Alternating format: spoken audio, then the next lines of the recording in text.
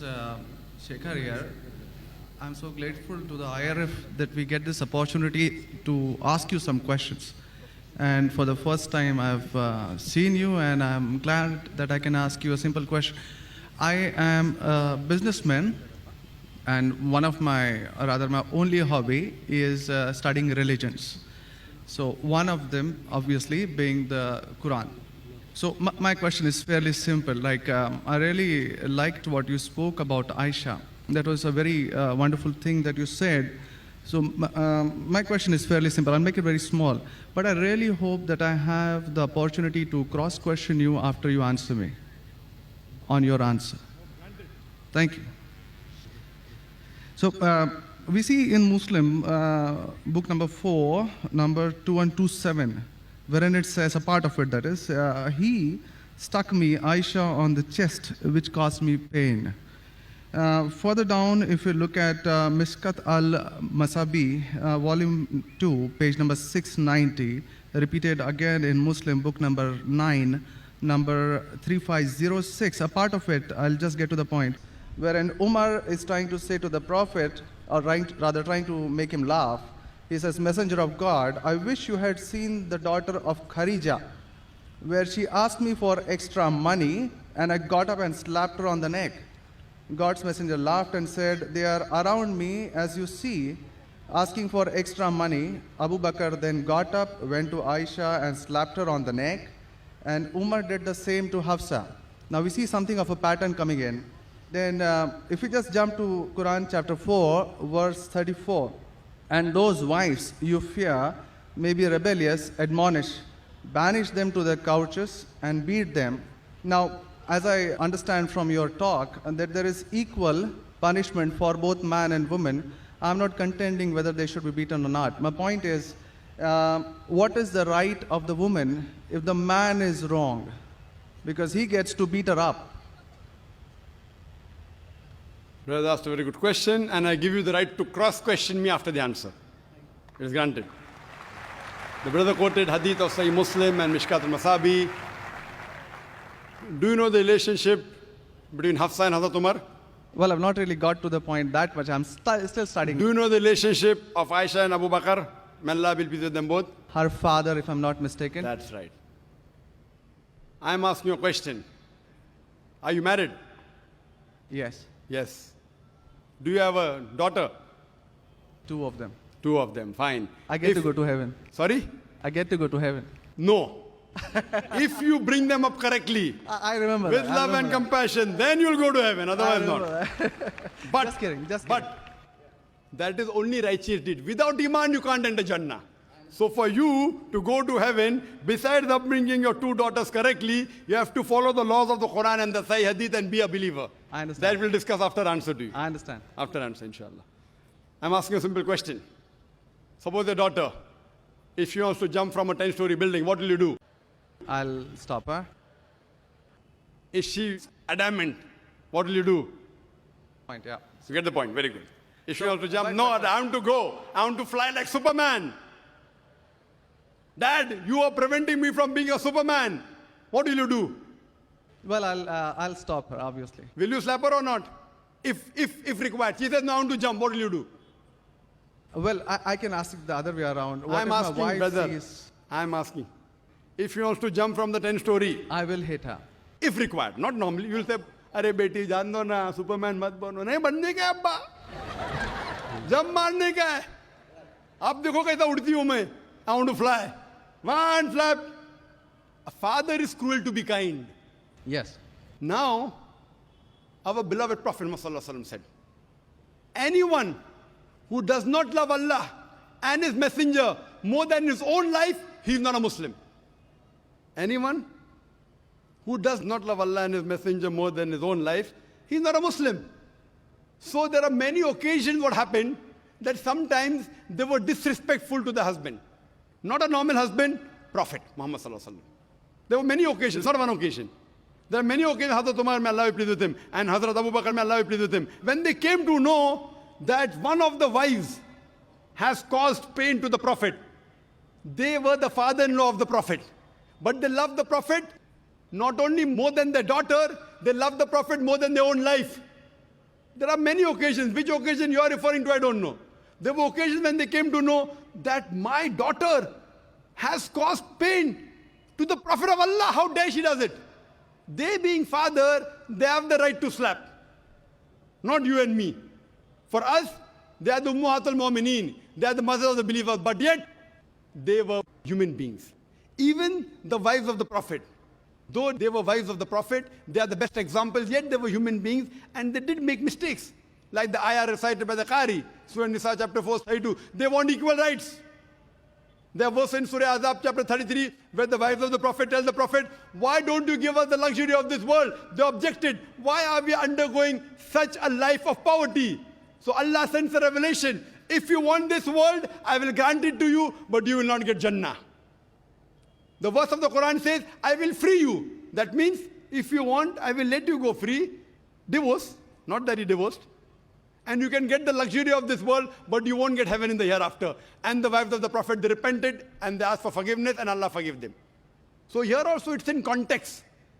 And going against the Prophet is more bad than jumping from top. Jumping from top, your daughter will kill herself, that's it. Correct? But going against the Prophet is more bad.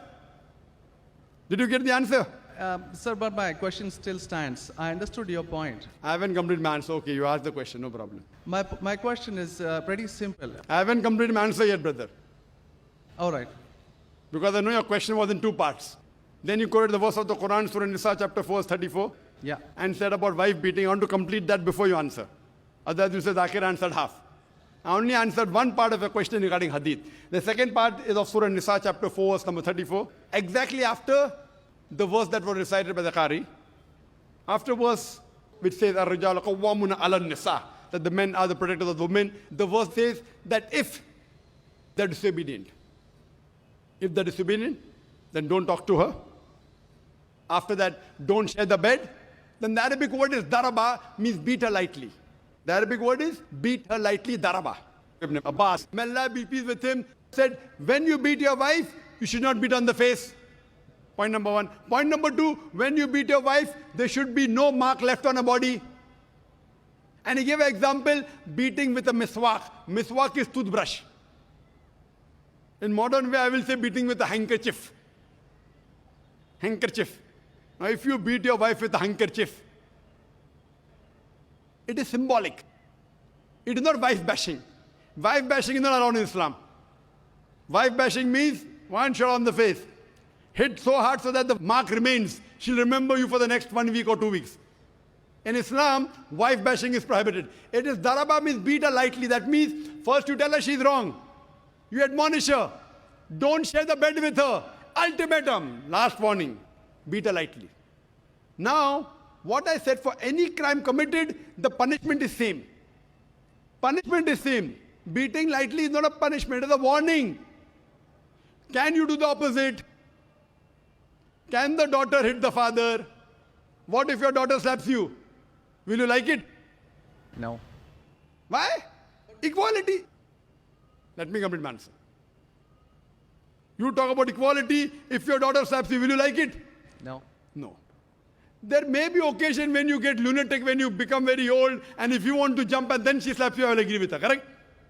Though you said, no, I'm agreeing with you. I understand. I'm helping you. You understand, but you don't understand me. No, I do. I'm helping you. Okay. If you grow up and you become a lunatic, you become senile, you want to jump from the 10th story, your daughter says, Abba, mat karo, don't do, father. She may have to slap you. She's doing in good faith. Accept it. Right? Now here, where a husband is giving a warning to the wife, if the wife does the same, what will the retaliation be? Imagine, suppose there's a massive person, bodybuilder comes and acts macho with you. If a small man comes, maybe you'll hit him. A macho person, Arnold Schwarzenegger, comes and tells you something. Will you hit him? Will you hit him? No. Though you may have a lot of guts, but Arnold Schwarzenegger, no. Why? Similarly, since Allah says in the previous verse, man has been given more strength than the woman. So a physical warning, a symbolic warning, a man can give to a woman can't give to a man. A woman can't. There are other things. There are other things she can do. Such as? Such as, for example, if she has to cook food in the house, It's the duty of the husband to get market. She can refuse to cook. If you don't get market, I will not cook. She can object. Very well. She can object saying, I will not cook. It's an objection on her part. If, for example, he is not offering salah is important, she can object nicely, with love and affection. My dear husband, please offer salah. Then she may get a little bit angry also, no problem. Getting angry with husband is not allowed, unless it's for the sake of Allah and His Rasul. But not physical. She can't get physical. If she gets physical, there will be retaliation. It will never work. Imagine your wife slapping you. Will you leave her? Fine, you may say, Jando. So, what do you realize? This is a symbolic beating. What the Western media has done, they portray as though it is wife bashing. Where is wife bashing? You know the hadith also. So, because of that, Islam is the best way of life. It shows you how to lead life with your wives also. Hope that answers the question. If you have any counter question, you're most welcome, brother. Yes, actually 2 points on that. Primarily, the first thing that you said is a daraba, which means basically tapping. And as I understand from the Hans word dictionary, it comes from the word idrib. And now, if you look at it, the Arabic word is used in 2 ways. One, to strike up a poem, the word idrib, from which the word darwa is taken out. The first is to strike up a poem, and the second, which is used 12 times in the Quran, is a physical action of striking. Is it strike off? Strike up a poem, or Strike second, up a poem. strike up a poem, metaphorically. Second part is the physical action of striking. It's used again in Surah 8:12, wherein it about an angel strike off their heads, strike off the very tips of their fingers. The same word is used. So how can the same word be interpreted there as lightly, but here as Very cutting good off question. the second part? Very good question. Very good question. The second part is that if we come back to Sahih Bukhari, volume 7, number 715, again, the respectable, I truly mean that, respectable woman Aisha, a great scholar, I read about her, narrated, Aisha said that a lady came wearing a green veil and complained to her, that is Aisha, and showed her a green spot on her skin caused by beating. It was the habit at that time for women to support each other, means when they get beaten up, so you support each other. So when Allah's messenger came, Aisha said, I have not seen any woman suffering as much as a believing woman. Look, her skin is greener than her clothes. That was my second part. As for second part, I'll answer first, and first part, I'll answer second. No problem. She's complaining to the Prophet that somebody has done injustice to her. It doesn't end saying the Prophet agreed with it. If someone has done injustice, if we read ahead in some other hadith, the Prophet may have done justice to her. It doesn't say that someone beat her and the Prophet agreed with it. Correct? She is just reporting that maybe there is injustice done to a woman. That's it. The moment she's complaining means she's disagreeing with it. She didn't say, Prophet, I heard a very good thing I saw, that the woman was beaten up. The moment she's complaining means the wife, Hazrat Aisha, may Allah be pleased with her, disapproved of it. So the lesson we get from this is, no one should beat the woman such a way that she becomes green. But sir, see, the exact statement she makes is that I have not seen any woman, that's Aisha herself, it's not my interpretation, I have not seen any woman suffering as much as the believing woman. So we see at the time of Muhammad that women were really in very, very bad shape, even though... You know there are hadith is saying, I have not seen a person, a believing person like Hazrat Bilal suffering. What was he suffering from? His master tortured him and said, don't say there's one God and I will leave you. Hazrat Bilal, may Allah be pleased with him, on that death stone, he's agreed to die. He will say, I will not denounce Allah. I will keep on saying, La ilaha illallah Muhammad Rasulullah. There is no God but Allah and Prophet Muhammad is a messenger.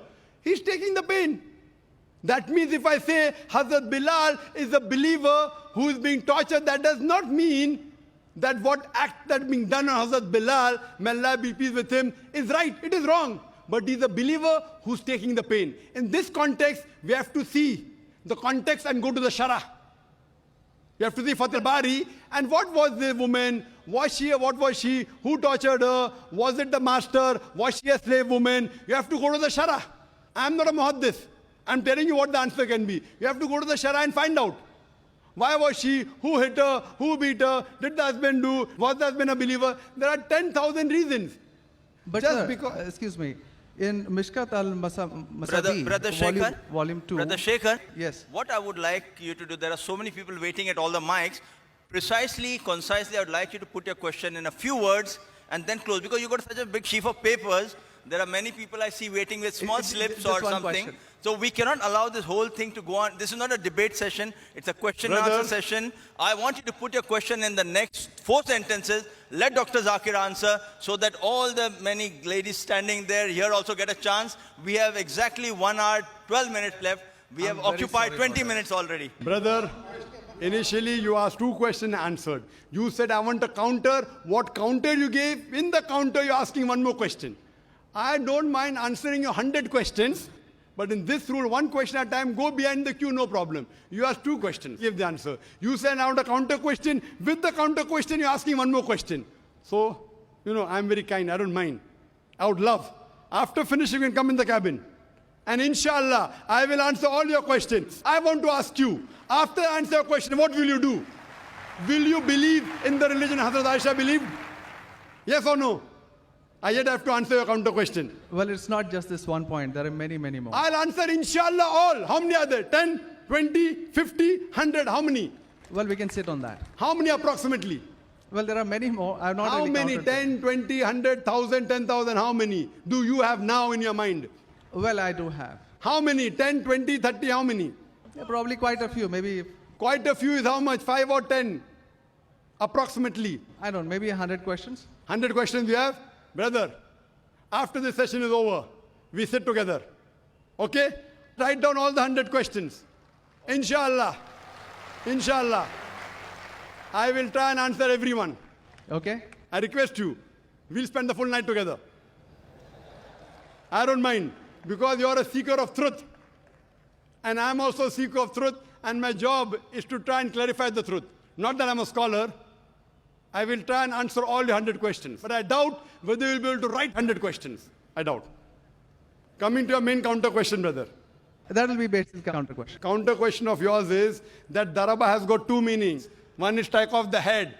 You ask me then, how do you come to know which is correct? Correct? Exactly. In the counter question, don't ask 1 more question. That means you're breaking the rule. Sir, I'm just refuting what you said. Not refuting. See, you asked a counter question. Counter question was of daraba has got meaning of striking. That is the counter question. In that counter question, you asked 1 more question. You can't ask 1 more question in a counter question. You can ask 1 counter question, but that was a fresh question that you asked. Now coming to your question of daraba. You said striking, I agree with you. How do you come to know one time it is lightly beating, one time it is striking of the head? You know the verse in the Quran is there in Surah Maryam, chapter 19, verse number 47. Mary, may Allah be pleased with her, she says, when Archangel Gabriel says that you shall have a son. So she says, how shall I have a son when no man has touched me? How shall I have a son when no man has touched me? Now if you go to the Lugha, your hands wear dictionary, all lanes, I believe you read my dictionaries, all this you get on internet. It's not difficult. You go on the internet and type, you'll get 100 questions against Islam. Not 100, you'll get 1,000. Very easy. Not that a person has done research. If you had done research, you'd have come to know who was whose father and who was whose husband and mother, everything. But you go on the internet, you get this very easy. Now, the Arabic word masa has got 2 meanings. Physical touch, it means sexual touch. So when Mary, may Allah be pleased with her, she says, how shall I have a son when no man has touched me? It is understood. It is not physical touch, it is sexual touch. Correct? Yes. Similarly, there are several verses in the Quran.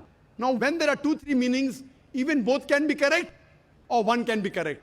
To have more details, you go to the Hadith. Hadith is the commentary of the verse of the Quran. Correct? Maybe the same word has got 2 meanings. In that verse, it means meaning number 1. In the second verse in meaning number 2. Hadith is the commentary. So when we go to the hadith of this Surah Nisa, chapter 4, verse 34, talking about daraba, there the Prophet said, do not beat on the face. Do not leave a mark. Beat like a toothbrush. I gave the answer, but you were so much concentrating on the notes you have that you forgot my answer. If you have heard my answer, that if there are 2-3 meanings, all meanings may not be right. Maybe one is right, maybe 2 are right, maybe all 3 are right. Therefore, you have to go back to the Prophet. The Quran says, Atiullah, Atiur Rasul. Obey Allah and obey the Messenger. So when there are 2-3 meanings, you have to go to the hadith and find out what did the Prophet mean by that word. So there when it says strikes off that, it means strikes off. Here it means strike lightly. So therefore, if you know the supplement to the commentary of the Quran, it's the hadith. Without the authentic hadith, you cannot understand Islam. So a prophet said, it means beat lightly, like beating with a toothbrush, don't beat on the face, don't leave a mark on the body. So these are the guidance given by Rasul. Therefore, it is obligatory that besides the Quran, you have to follow the authentic hadith. Hope that answers the question. And inshallah, I'll wait for you after 10 o'clock in the speaker's lounge, inshallah. Yes, Brother Shekhar? Thank you. And since you have 2 daughters, you said you have 2 daughters and you want, sorry? And one son. The son, there's no hadith saying the son will take you to Jannah here. Yeah. If he becomes the pious son, and if he prays for you, inshallah, even he will be a pathway to Jannah. What I want to see to it that besides good deeds, you even have faith. Faith is one of the important criteria to go to Jannah. And since you have an urge to go to Jannah, to paradise, inshallah, I pray to Allah subhanahu wa ta'ala, may He make me the zarya, the pathway to take you to Jannah, inshallah.